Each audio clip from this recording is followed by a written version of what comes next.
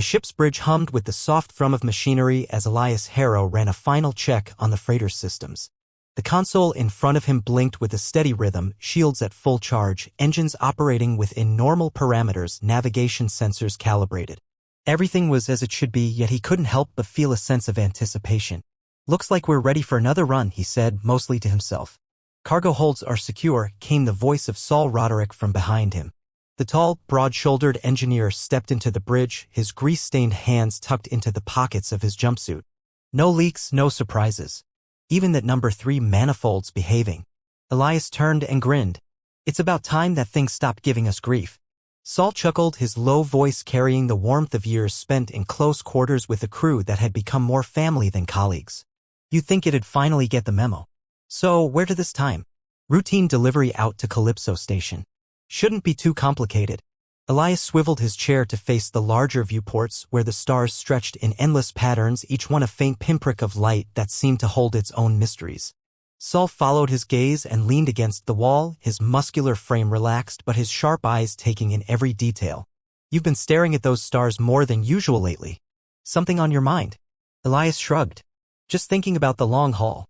Every time we pass through the sector, I start wondering about the people we're delivering to. What's life like on those stations? What kind of stories are we helping write just by showing up? Philosophical today, aren't we?" Saul teased, though his tone carried no judgment. "But I get it. There's something about the quiet out here that makes you think a little deeper." They fell silent, both men letting the hum of the engines and the distant gleam of starlight fill the space. It was Saul who eventually broke the quiet. "You know, I used to dream of owning my own freighter," he said, his voice softer than before. "Back before I ever joined up with you. I thought I'd see the universe, maybe run some fancy corporate contracts. And here I am, patching up this old tub and hauling cargo to colonies I'll never even set foot on." Elias raised an eyebrow. "Regrets?" "Not a one." Saul smiled, his teeth white against his dark beard. "Turns out what I was really looking for wasn't a ship or a destination. It was the work, the people, the chance to make something run when it should have given out years ago. Sounds like you found your place." "Maybe. Maybe not." Saul tilted his head toward Elias, his expression unreadable. "What about you? What keeps you staring out that window?" Elias hesitated, his fingers tapping lightly on the armrest of his chair. "I guess it's the feeling of being part of something bigger. Not just the ship, not just the crew, but the whole web of trade and life out here. You know, the idea that what we're doing matters even if we never see the full picture." Saul considered that, his brow furrowing slightly. "I can see that. Out here, it's easy to lose track of what you're doing it all for. Those stars, though, they remind you that there's always more beyond what we know." The console beeped, interrupting the moment. Elias turned back to the readout, his voice brisk as he said, "Looks like the jump gate's clear. Time to get moving." "Roger that, Captain." Saul pushed off the wall and headed toward the engine room. "I'll make sure the old girl's ready to go. Don't want her sputtering out before we even hit the next sector." "Thanks, Saul." Elias keyed in the coordinates and initiated the jump sequence. The ship shuddered lightly as the gate locked onto their trajectory, the stars outside twisting and blurring until they became streaks of light. In a matter of moments, the freighter was hurtling through space, the jump drive humming steadily beneath them. Despite the routine nature of the trip, Elias found himself unusually restless. He double-checked the cargo manifests, reviewed the upcoming docking procedures, and even ran through some maintenance checklists, anything to keep his mind occupied. But each time he glanced toward the viewport, he felt that same pull, that quiet longing to understand what lay beyond the horizon. Saul returned after a while, his sleeves rolled up and a smudge of grease on his temple. He handed Elias a ration pack and opened one of his own. "Eat something. You've been staring at that console all day." "Thanks." Elias took the packet, peeling it open and biting into the bland, protein-rich bar inside. "How's the engine holding up?" "Like a dream," Saul said around a mouthful of food.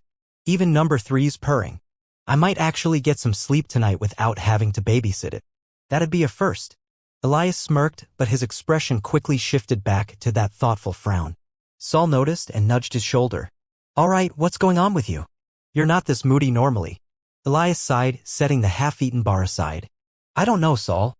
Lately, I've been thinking about Earth. About where we come from, what we left behind." "You mean the old homeworld?" Saul leaned back in his chair, crossing his arms. "Haven't thought about Earth in years. It's just a memory for most of us now." "Maybe, but I can't shake the feeling that there's something important about remembering it. Like, if we forget where we started, we lose part of ourselves." Saul rubbed his chin, his expression serious. You think we've lost something? Not necessarily lost. Maybe just set aside. Elias gestured toward the viewport. When I look at those stars, I wonder if we're still the same people who dreamed of reaching them. Or if we've become something else. You're overthinking it, Saul said, though his tone wasn't dismissive. We're out here because we had the guts to leave. Because we wanted more than just one planet. That drive, that's still with us. Elias nodded slowly, his gaze returning to the streaking lights outside. You're probably right.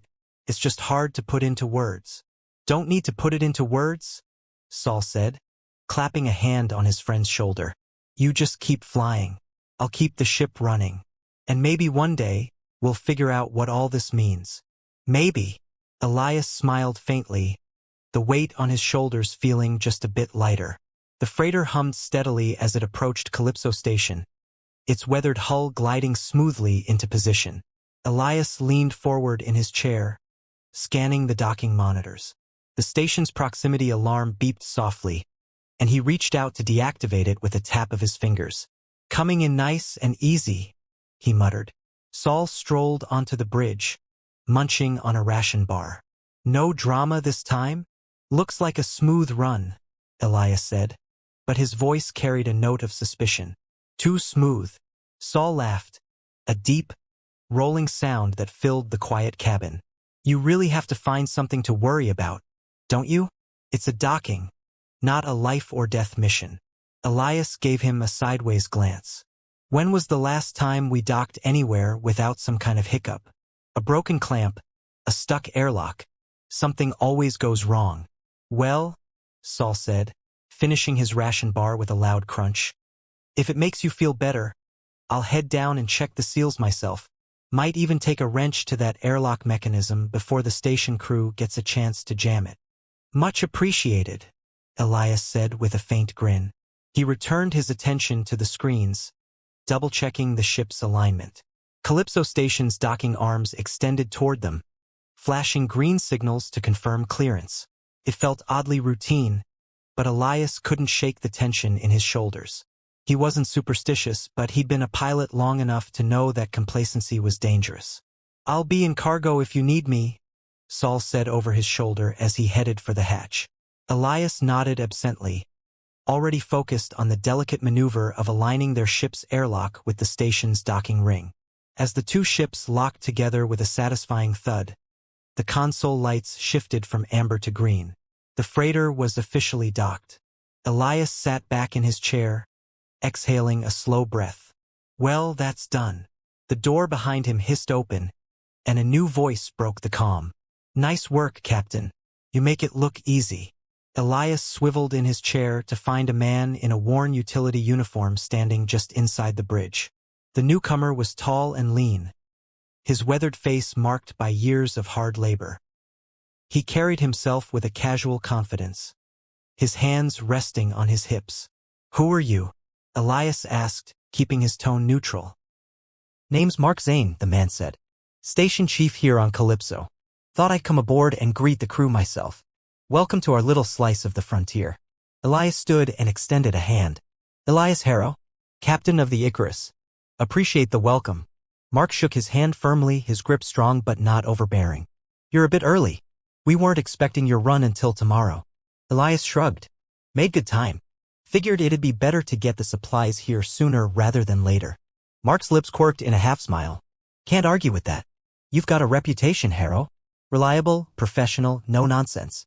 A lot of freighter crews out here could learn a thing or two from you. I'll take that as a compliment. You should. Mark crossed his arms, glancing at the console displays. Say, how'd you like a drink once you've got everything offloaded? We've got a little tavern on the station. Not much, but it's got real seats, cold beer, and a halfway decent view of the gas giant. Elias raised an eyebrow. You're inviting me for a drink? Why not? Mark replied, his tone easygoing. No harm in getting to know the people you're working with. Besides, we don't get many visitors out here. Most folks just drop off their cargo and leave. Be nice to have a conversation that doesn't involve manifest logs and maintenance schedules. Elias hesitated. He wasn't used to station chiefs being so friendly. Most were all business, focused on keeping their stations running smoothly and their records in order. But Mark seemed different, less formal, more approachable. All right, Elias said finally. Once we're unloaded, I'll stop by. Great, Mark said. You'll find me in the Blue Comet. Can't miss it. 3rd level, right by the observation deck. I'll be there. Mark nodded and turned to leave, but paused at the hatch. Oh, and Captain? Yeah? Don't let Saul drink you under the table, Mark said with a wink before disappearing down the corridor. Elias chuckled and shook his head. He returned to his chair, watching as the station's automated loaders began transferring the cargo crates from his freighter to the station's storage bays. The operation ran smoothly, the loaders' robotic arms moving with precision. For once it seemed there really were no hiccups. Later, when Saul came back to the bridge, he found Elias studying the station's layout on the console display. What's that for? Saul asked. Mark invited me to the Blue Comet for a drink. Thought I'd get a sense of the place before heading over. Saul raised an eyebrow. Mark, huh? You two best buds now? Just being polite, Elias said. It's not often a station chief actually wants to sit down and talk. Fair enough, Saul said. You mind if I tag along? Sure, Elias said. Could be nice to unwind a bit. By the time the cargo was fully unloaded, the 2 men were ready for a break. They made their way through the station's corridors, following the glowing arrows that led to the observation level. The station was clean and well-maintained, with polished metal walls and occasional viewports that offered glimpses of the swirling gas giant beyond. It was quiet, the hum of the station's life support systems a constant background presence. When they reached the Blue Comet, they found it exactly as Mark had described. The small tavern had a row of high-backed chairs, a few tables scattered around, and a long counter stocked with bottles of various shapes and colors. A large viewport dominated one wall, providing a stunning view of the gas giant's shifting hues. Mark was already there, leaning against the counter with a glass in hand. He raised it in greeting when he spotted them. Glad you made it, he said, motioning for them to join him. Elias and Saul approached, taking the seats beside him. Mark signaled to the bartender, a middle-aged woman with short, silver hair. A couple of beers for these fine gentlemen. The bartender nodded and soon placed 2 frosty glasses in front of Elias and Saul. So, Mark said, taking a sip from his own glass, what brings you 2 out this way? I know it's more than just cargo runs. Elias exchanged a glance with Saul before replying. It's just the job, really. We've been doing this route for years. Keeps the ship flying, keeps the crew fed. Not much of a story, huh? Mark said with a grin. Everyone's got their reasons, though. Me, I took this job because it seemed peaceful. Away from the big stations, the politics, the drama. Saul nodded. Sounds like a good reason. Hard to find quiet spots in the galaxy these days. Mark's expression grew thoughtful. True enough. Out here, it's just us and the stars. Makes you appreciate the little things like a cold drink and good company. They spent the next hour talking about their travels, sharing stories about tricky repairs, close calls with malfunctioning systems, and the occasional odd encounter with eccentric traders. Mark proved to be a natural storyteller, his animated gestures and quick wit keeping Elias and Saul entertained. When they finally left the Blue Comet, the 3 men walked slowly through the station's corridors. The lights were dimmer now, the station settling into its evening cycle. Mark stopped at a viewport, gazing out at the swirling gas giant. It's something, isn't it? He said, his voice quieter. A whole world of storms and colors, and we're just floating here, watching it all happen. Elias joined him at the viewport, staring at the massive planet. It is something. Makes you think about where we fit in it all. Yeah, Mark said, his tone reflective. Guess we're all just trying to make sense of it one way or another. Elias and Saul nodded, and the 3 men stood there for a while, each lost in their own thoughts. Back on the Icarus, the routine was easy to fall into again. The cargo bays were empty, the manifests checked off, and the ship was once more on its way. Elias sat in the captain's chair, scrolling through navigation logs, while Saul tinkered with a maintenance panel near the bridge entrance. The soft hum of the engines was a reassuring backdrop to their work, a constant reminder that, for now, everything was as it should be. So, Mark seems like a decent guy, Saul said without looking up, his hands buried in a tangled mess of wires. Yeah, Elias replied. Straightforward, easy to talk to.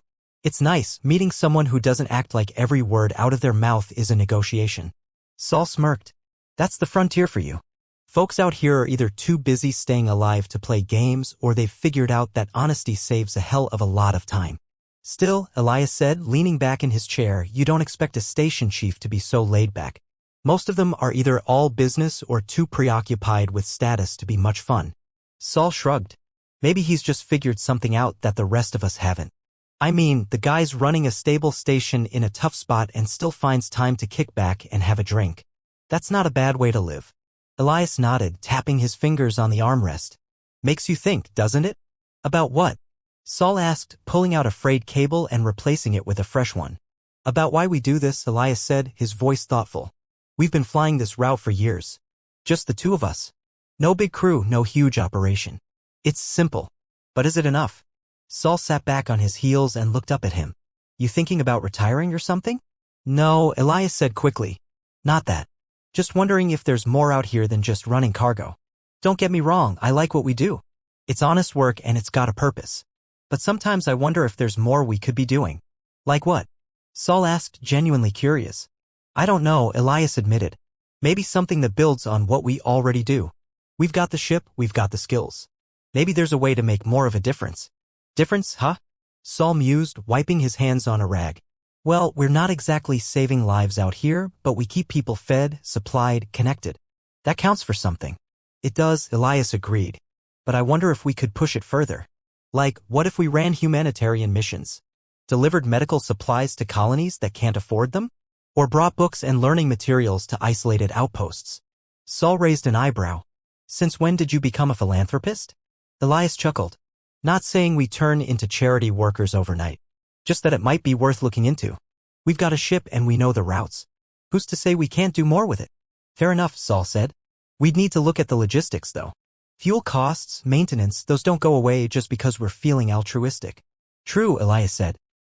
But maybe there are grants, subsidies, or even private sponsors who'd help cover the costs if they knew we were doing something worthwhile. Saul rubbed his chin, clearly thinking it over.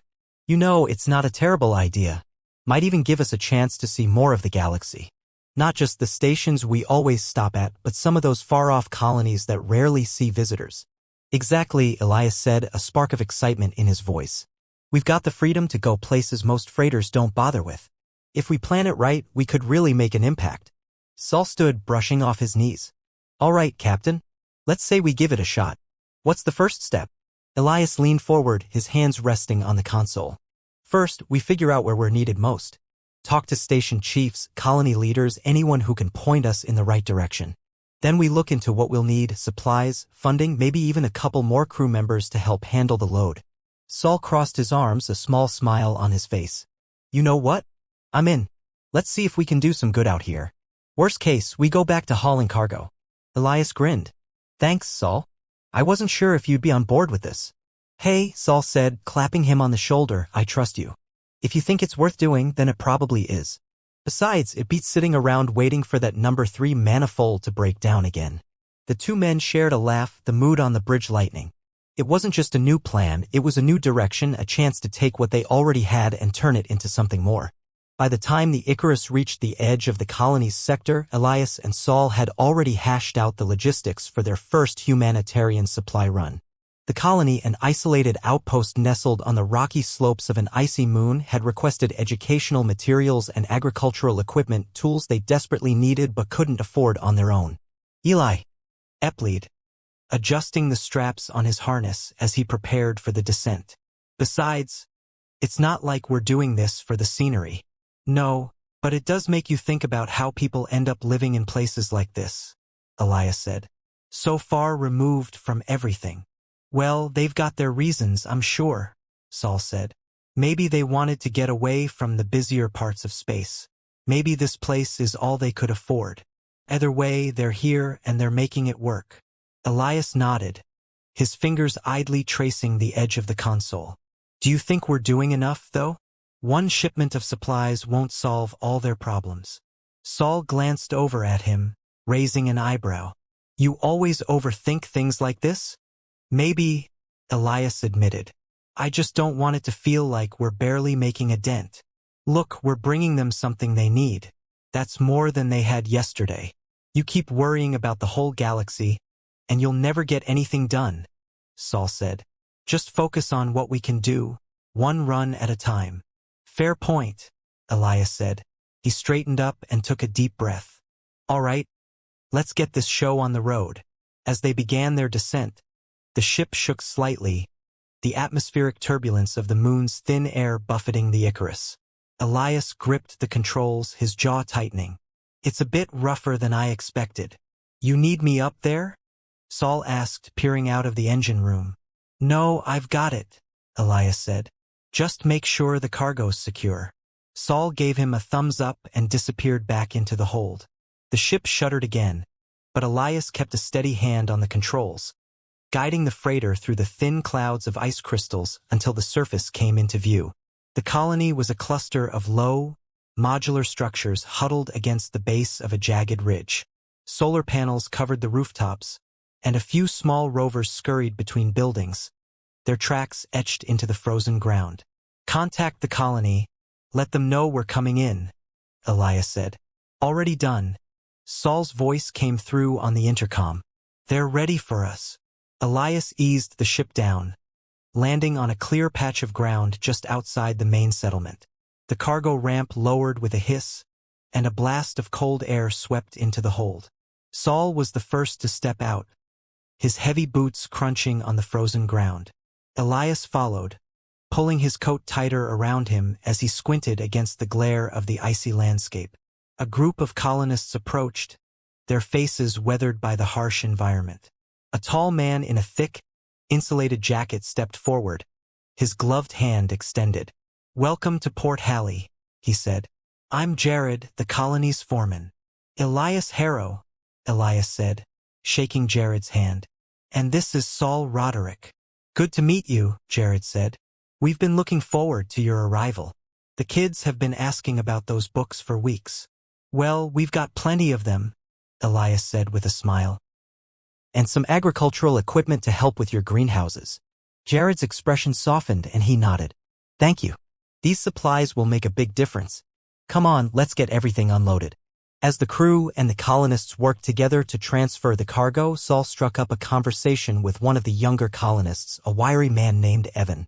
They exchanged tips about repairing machinery in freezing temperatures, and before long, Evan was laughing at one of Saul's stories about an engine that once refused to start because a stray cat had taken up residence inside. Elias, meanwhile, helped a group of teenagers carry crates of books into the settlement's small community center.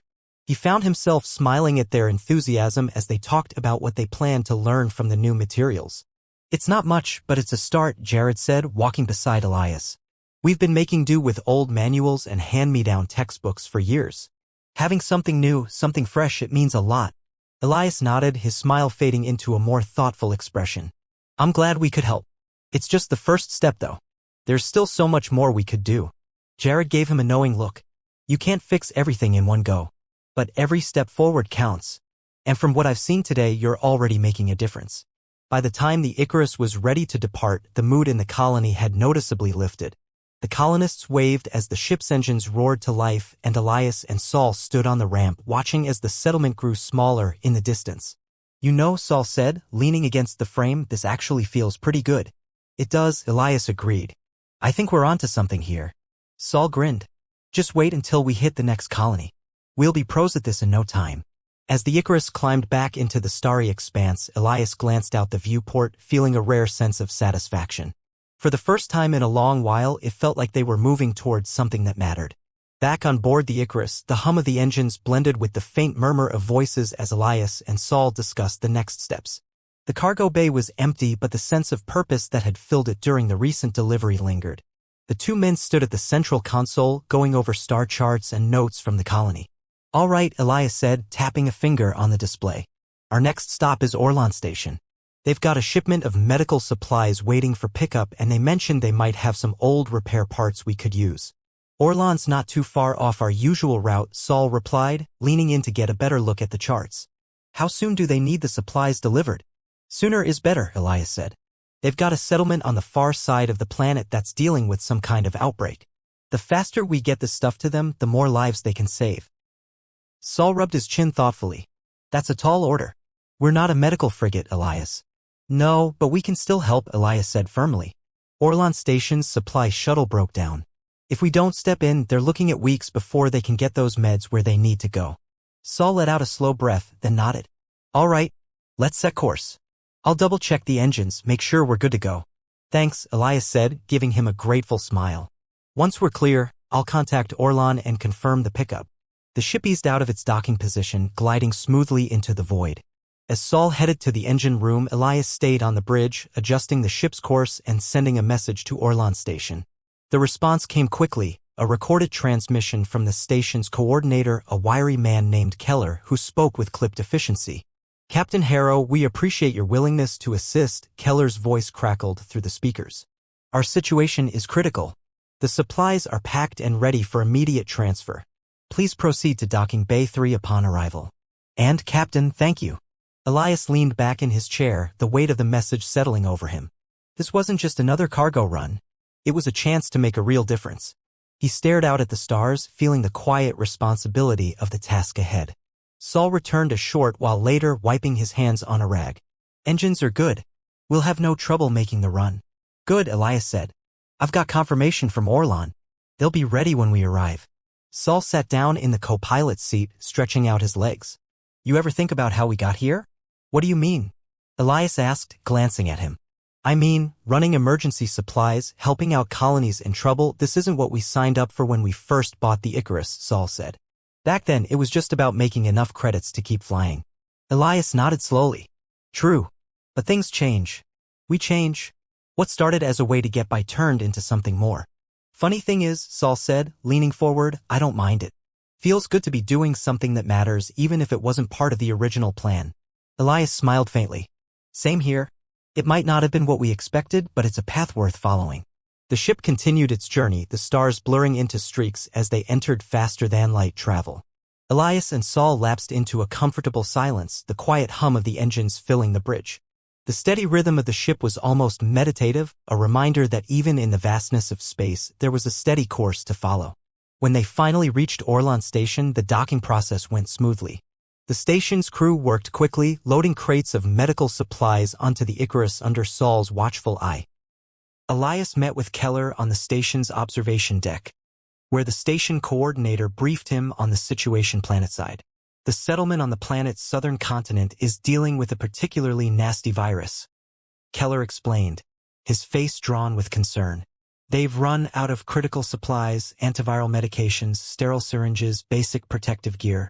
This shipment is their best shot at containing the outbreak before it spreads further."